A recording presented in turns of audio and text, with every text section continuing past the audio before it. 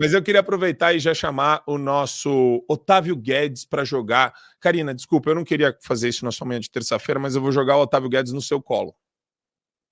Vamos lá.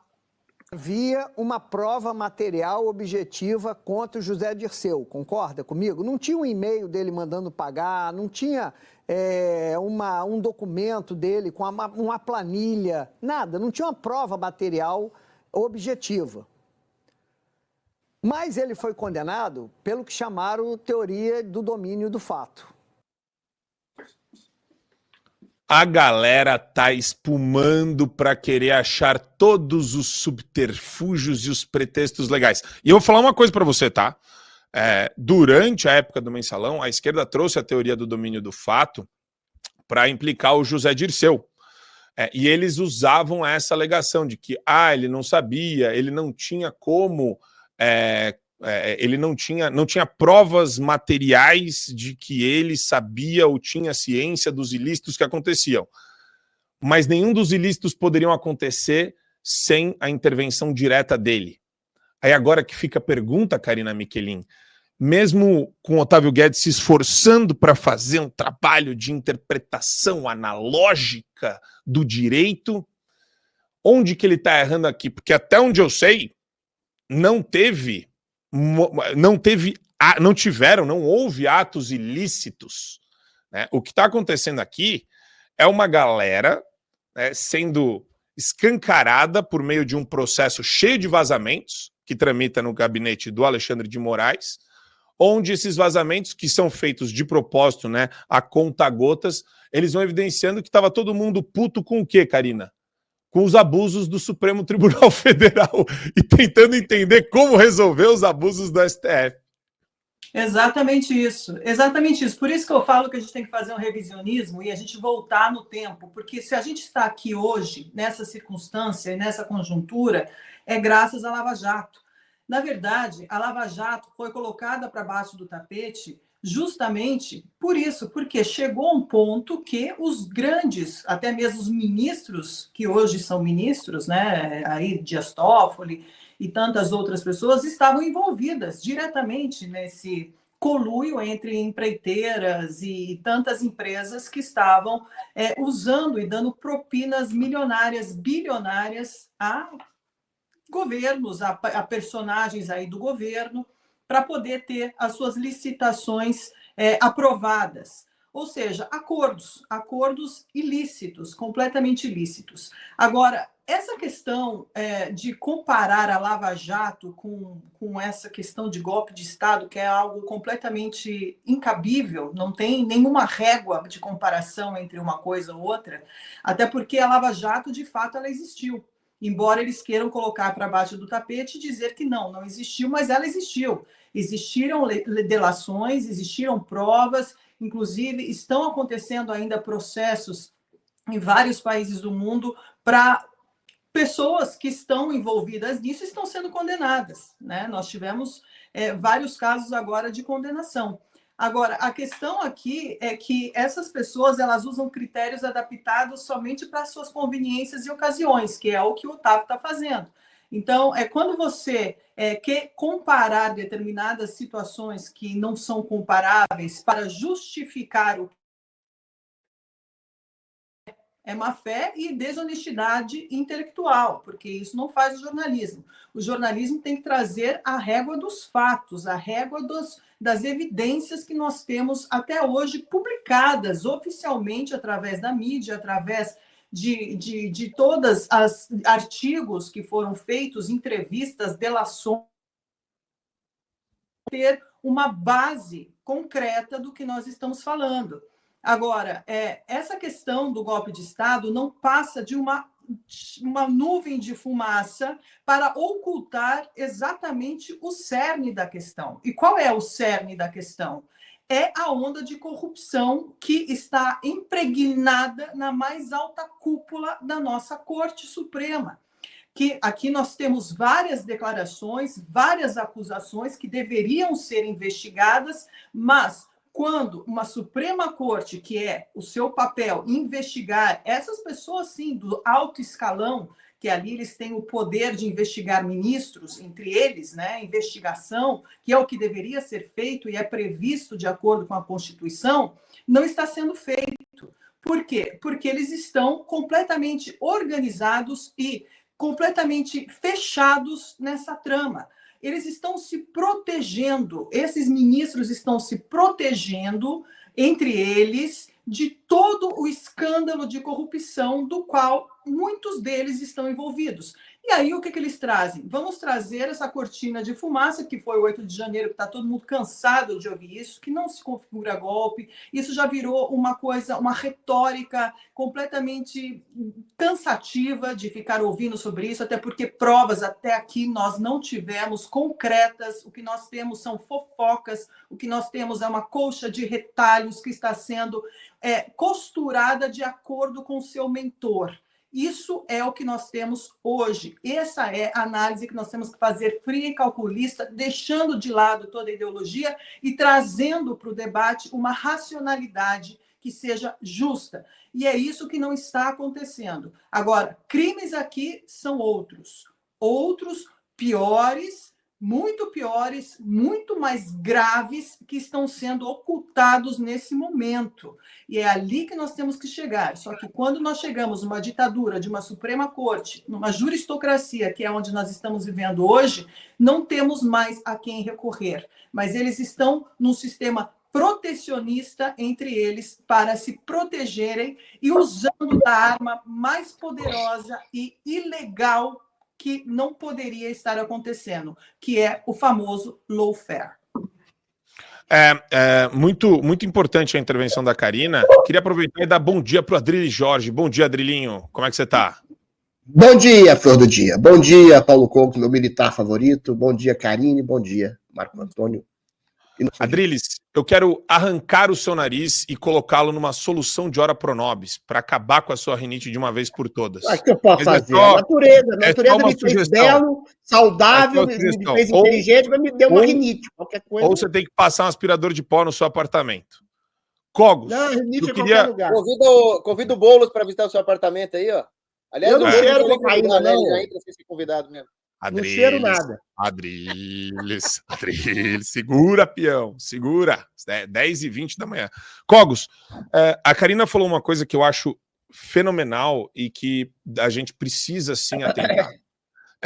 E é um conceito que eu acho que é um problema, na verdade, a ditadura vir pelo Poder Judiciário, porque no imaginário coletivo e no subconsciente também, o que desperta a ojeriza das pessoas não é burocrata do Supremo Tribunal Federal, porque por mais que eles avancem contra as nossas liberdades, direitos e garantias individuais, rasguem a Constituição, acabem com a imunidade parlamentar, persigam jornalistas, prendam senhoras de idade, matem o Clériston, matem mais pessoas, por mais que tudo isso aconteça, Cogos, parece que no imaginário coletivo, o único vilão ditadorzão que tem é aquele cara que por algum motivo recebeu voto, ou foi eleito, ou passou por um processo eleitoral, e que daí ele quer tomar o poder de maneira ilegítima. Então fica na cabeça das pessoas isso. Eu acho que esse é um grande desafio nosso também, para mostrar a importância de lutar contra um poder judiciário que se perdeu, né? Um poder judiciário direcionado, comandado por um Supremo Tribunal Federal que se perdeu num reino de terror. Exatamente, Marco Antônio. Nós vivemos uma situação onde nós temos um presidencialismo no Brasil que começou com um presidencialismo de coalizão, comprando o legislativo através do mensalão, e terminou com um legislativo de enfeite, de ornamento, que passa o trabalho sujo para um judiciário totalmente aparelhado ideologicamente. Falei isso numa live. E esse judiciário se torna uma ditadura justamente porque, com o aval, com a conivência dos prevaricadores que estão nos outros poderes, eles atropelam a ética, a Constituição e ainda prendem quem questionar. E, obviamente, as suas decisões são viesadas. Eles seguem aquela diretriz soviética de dê-me o homem e eu te darei a sentença. Então, não tenha dúvidas que nós estamos numa ditadura socialista encabeçada pelo judiciário, a pior de todas as ditaduras. Agora, nós também precisamos notar aqui o papel de cumplicidade da imprensa sensacionalista também aparelhada e comprada. Porque eles criaram no povo esse imaginário de que só a direita é vilã. A direita é a grande vilã. O Maduro, ele defraudou as eleições na cara dura, ele mandou prender jornalistas, ele atira no próprio povo, mas para a esquerda está tudo bem, para a imprensa está tudo bem com o Maduro. O Trump, ele ganha a eleição com a maioria dos colégios eleitorais, ganha a eleição com a maioria do voto popular, de uma forma avassaladora, e o Trump é a grande ameaça nos Estados Unidos, segundo a cabeça desmiolada da esquerda. O Bolsonaro, ele nunca roubou um centavo de corrupção, porque se ele fizesse isso, ele já estaria preso. Diante da perseguição que tem contra ele, ele não pode nem andar de jet ski perto de uma baleia, né? Imagina se ele tivesse algum centavo desviado de corrupção. E ainda assim ele é chamado de o inelegível, ele foi considerado inelegível. O descondenado está na presidência. O Bolsonaro é chamado de genocida quando é o PT que manda o nosso dinheiro roubado do povo para as ditaduras genocidas do mundo inteiro, inclusive o Daniel Ortega, que mata padres, inclusive a ditadura cubana, inclusive a ditadura venezuelana. Então, assim, é o mundo à avessa, é o mundo bizarro, é o mundo invertido. Não cabe nenhuma comparação entre o José Dirceu e o Bolsonaro. Não tem absolutamente nenhuma prova contra o Bolsonaro. Tudo que tem contra ele são ilações, são difamações. Para mim, o Bolsonaro já devia ter processado todo mundo há muito tempo. Agora, vejam o caso do José Dirceu. O José Dirceu já foi condenado. Lá em 2015, um desembargador chamado Gilbran Neto falou muito bem que o José Dirceu era beneficiário de uma série de desvios ilícitos ali, de dinheiros, de valores retirados da Petrobras, proveniente de superfaturamento de contrato. Essa foi a decisão do desembargador federal Gilbran Neto. E o José Dirceu aí tá falando o quê do Bolsonaro agora? Que moral um sujeito como o José Dirceu tem para falar do Bolsonaro? Além disso, esse não é o único problema com o José Dirceu. O José Dirceu, ele já trabalhou na inteligência cubana comunista do Fidel Castro, na ditadura do Fidel Castro, que esta sim é uma ditadura genocida. E José Dirceu trabalhava lá. Manteve a identidade dele secreta, mentindo para a própria esposa durante 4 anos. Chefiou um esquema de informações que o Espiridion Amin chamava de PTPOL, que era um verdadeiro serviço secreto do PT para colher informações para o José Dirceu. Então, olha com quem que nós estamos lidando. Vê se cabe alguma comparação entre o José Dirceu e o Bolsonaro. Absolutamente nenhuma. Isso é só para nós notarmos o quanto que a imprensa podre, a imprensa esquerdista, distorce a realidade e faz mocinhos parecerem bandidos e bandidos parecerem mocinhos. Só para vocês terem uma ideia, eu sou um extremo direitista. O que significa isso? Que eu defendo a liberdade, a propriedade privada e a moral católica. Mas na cabeça das pessoas, extremo-direita é nazismo. E nazismo, obviamente, era um regime de esquerda, intervencionista, coletivista, revolucionário. Mas olha só para vocês verem como que a esquerda doutrinou e virou a cabeça das pessoas. Eu acho isso absurdamente problemático também, isso que o Cogos está colocando. Eu não quero, enfim, eu não quero ser um arauto do caos aqui em plena manhã de terça-feira, Adrilles Jorge, mas vamos lá, né? Não tem muito para onde ir. Eu preciso colocar uma notícia da Pleno News, aliás, um abraço para o pessoal do Pleno News, que eu adoro também, pessoal muito querido. Caiado chama suposto golpe de factoide. Ninguém aguenta mais. O governador de Goiás defendeu ser necessário focar nos principais problemas do país. E, Adrilles, eu não quero chover no molhado, eu fiz uma introdução no programa hoje falando sobre quais são, na minha ótica, e eu acho que essa deveria ser a ótica da maior parte dos brasileiros, os maiores problemas que a gente tem no país, e eu imagino que você concorde comigo. Você tem um recado para o Caiado, você tem um recado para o Otávio Guedes a respeito... são duas questões diferentes, eu sei. Uma é a teoria do domínio do fato, que o Otávio Guedes falou, que ele quer usar isso para incriminar e para gerar a condenação do Bolsonaro. E, por outro lado, o Caiado ele se manifestou sobre o golpe, ou o golpe do golpe, ou o golpe do golpe do golpe, falando que ninguém aguenta mais. Mas não é isso que eu não aguento mais. O que a gente não aguenta mais, Adrilles? O que a gente não aguenta mais é o negacionismo de pessoas que, por ou oportunismo político, ou por canalice safada, negam que existe uma ditadura no Brasil.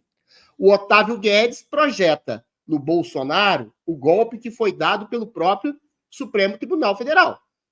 quando o Supremo Tribunal Federal tira o Lula da cadeia, quando o Supremo Tribunal Federal, através do TSE, que é um puxadinho, são as mesmas pessoas praticamente do STF em grande medida, age como um ator político parcial, beneficiando uma candidatura em detrimento de outra, a saber, o Lula em detrimento do Bolsonaro, porque tinha ojerido ao Bolsonaro e a conservadores. Quando o TSE, quando o STF condena pessoas que desesperadas frente a esse golpe dado por dentro, que censurava pessoas, prendia pessoas no devido processo legal, exilava, tirava conta bancária e, entre aspas, agiu de maneira parcial nas eleições, invadiu a Praça dos Três Poderes de maneira equivocada, mas sem nenhum tipo de intenção de golpe, e condena essas pessoas a 20 anos de cadeia, mulheres com textos na mão, com bíblias. Quando o STF faz isso, ele faz o golpe. E quando o Bolsonaro, eventualmente, se contrapõe a esse golpe, ele é acusado de golpista. Entendeu? O golpe antidemocrático foi dado pelo STF. O Otávio Guedes sabe disso. O Otávio Guedes sabe disso porque ele faz parte da mídia que apoiou o golpe. Golpista é você, Otávio Guedes. Golpistas são vocês da Globo News que ratificam, endossam e servem de capacho para ditadores que torturam pessoas, destroem a vida de pessoas, a reputação de pessoas, colocam pessoas na cadeia sem um devido processo legal, sem culpa, censuram previamente. Ou seja, esse que é o golpe dado.